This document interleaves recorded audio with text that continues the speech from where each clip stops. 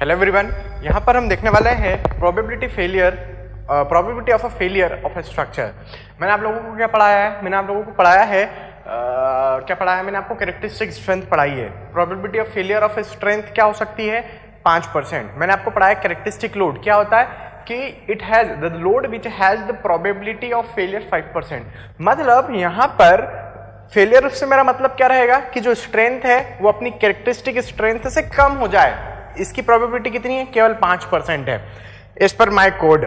Then आपका जो load है वो कैरेक्टरिस्टिक लोड को एक्सीड कर जाए, उसकी प्रोबेबिलिटी कितनी है? 5%। तो टोटल स्ट्रक्चर के फेल होने की प्रोबेबिलिटी कितनी होगी? ये तो मैंने मटेरियल और लोड की प्रोबेबिलिटी बताई। एक स्ट्रक्चर के फेल होने की प्रोबेबिलिटी कितनी है उसको हम एस्टिमेट यहां पर करना चाहते हैं। तो मैं क्या लिखूंगा? A structure can fail or can get failures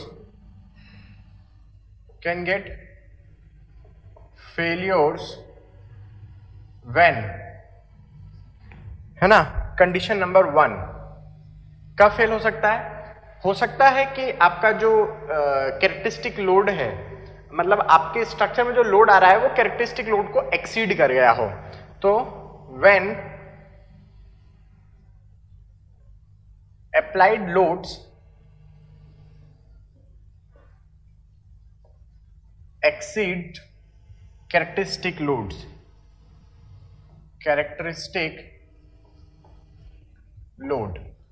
ये कंडीशन बन सकती है। हो सकता है ये ऑकर हो चुका हो, इसके कारण स्ट्रक्चर फेल हो गया हो। सेकेंड कंडीशन क्या बन सकती है? हो सकता है कि जो स्ट्रेंथ है आपके मटेरियल की, चाहे फिर वो कंक्रीट हो या स्टील हो, वो कम हो गई हो अपने कैरेक्टरिस्टिक स्ट्रेंथ से। So when strength of the material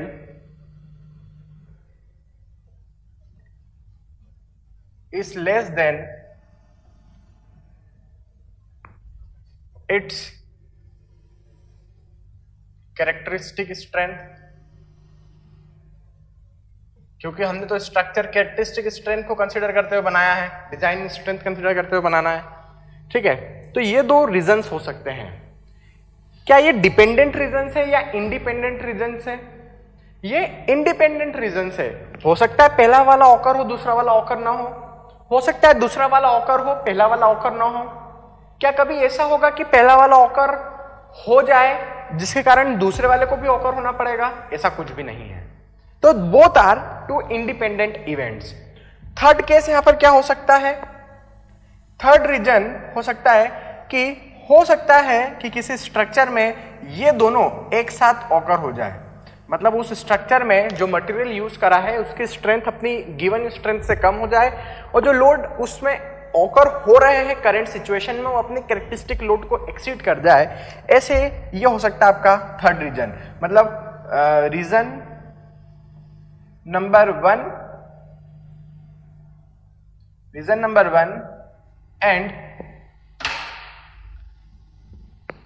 and reason number 2 both occur together। तो ये आपका थर्ड रीजन हो सकता है कि दोनों हो सकता है साथ में ऑकर हो जाए। तो ये मुझे 3 रीजंस यहां पर देखने को मिले, और तीनों क्या है? ये दोनों क्या है? केसेस इंडिपेंडेंट है।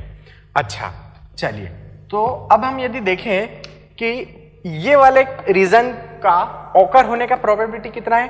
When applied loads exceed characteristic loads, ये वाले रीजन के ऑकर होने की प्रोबेबिलिटी कितनी है? 5%। क्योंकि मैंने आपको पढ़ाया है कि कैरेक्टरिस्टिक लोड्स वो लोड्स होते हैं जिसके पास 95% चांसेस होते हैं या 95% प्रोबेबिलिटी होती है कि वो during the life of the structure, throughout the life of the structure applied loads को एक्सीड नहीं होने देंगे। मतलब characteristics loads are the loads which has the probability of not exceeding, that probability is 95%, right. मतलब यहां पे तो क्या हो चुका है? उल्टा हो चुका है, लोड एक्सीड कर चुका है कैरेक्टरिस्टिक लोड को। मतलब ये कितना हो चुका है? प्रोबेबिलिटी 5% फेलियर का। सो यहां पर क्या लिखेंगे? The probability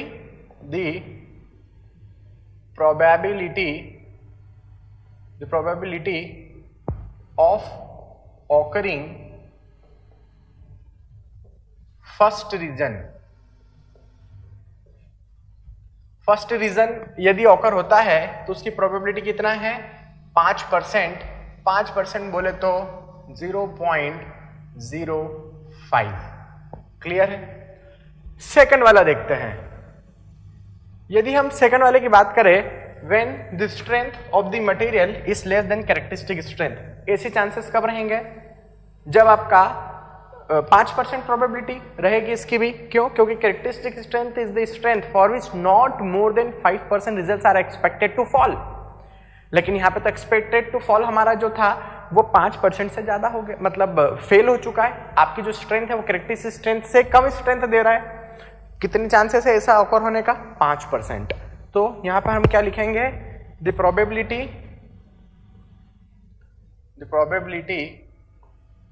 of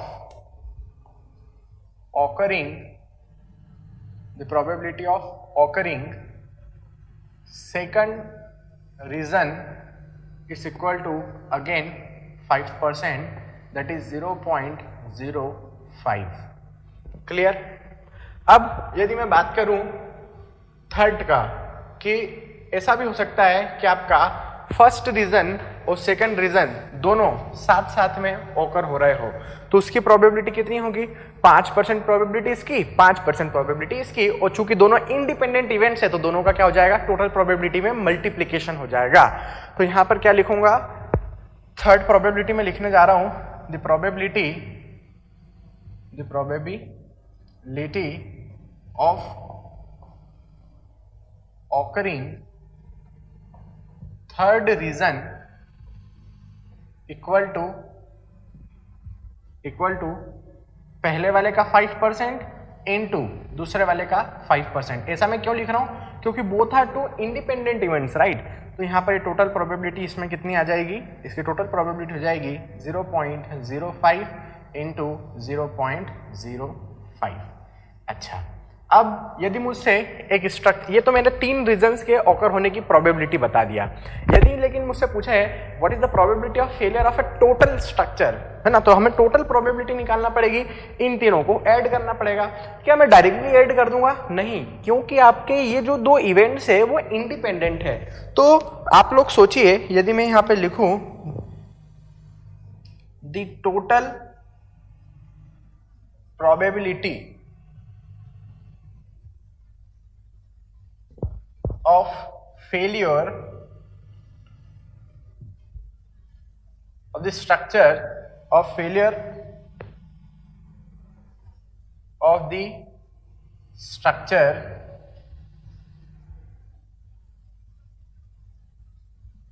will be equal to, क्या होगी टोटल प्रोबेबिलिटी एक स्ट्रक्चर की?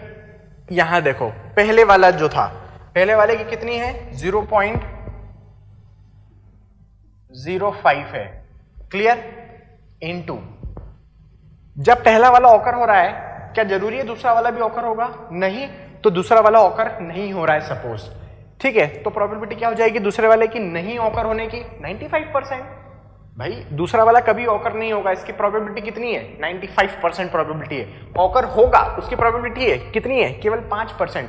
तो मैं बोल रहा हूं जब पहला वाला ऑकर हो रहा है, 2 इंडिपेंडेंट इवेंट्स है, जब पहला वाला ऑकर हो रहा है तो जरूरी नहीं है कि दूसरा वाला ऑकर हो, तो दूसरे वाले की ना ऑकर होने की प्रोबेबिलिटी कितनी है? 0.95 प्लस।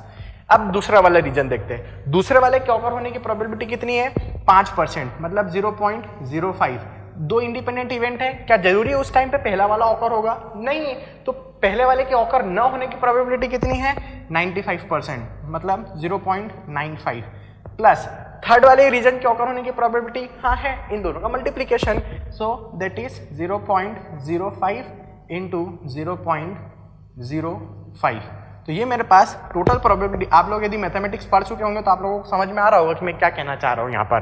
तो ये टोटल प्रोबेबिलिटी आ चुकी है, तीनों को सम करूंगा मुझे टोटल प्रोबेबिलिटी मिल जाएगा। ये एक फॉर्मूला एक्चुअली प्रोबेबिलिटी का 0.0975 5। सो ये परसेंटेज में नहीं है, यदि आपसे परसेंटेज में पूछते हैं तो इसमें 100 से मल्टीप्लाई कर दो, otherwise this is the total probability of your failure of a structure as per IS 456-2000, है ना। तो यहाँ पर मुझे लिख देना चाहिए, क्योंकि जो कोड यूज करा है मैंने वो है मेरा IS 456-2000 के हिसाब से आपके स्ट्रक्चर की फेल होने की प्रोबेबिलिटी 0.0975 रहेगी। Thank you.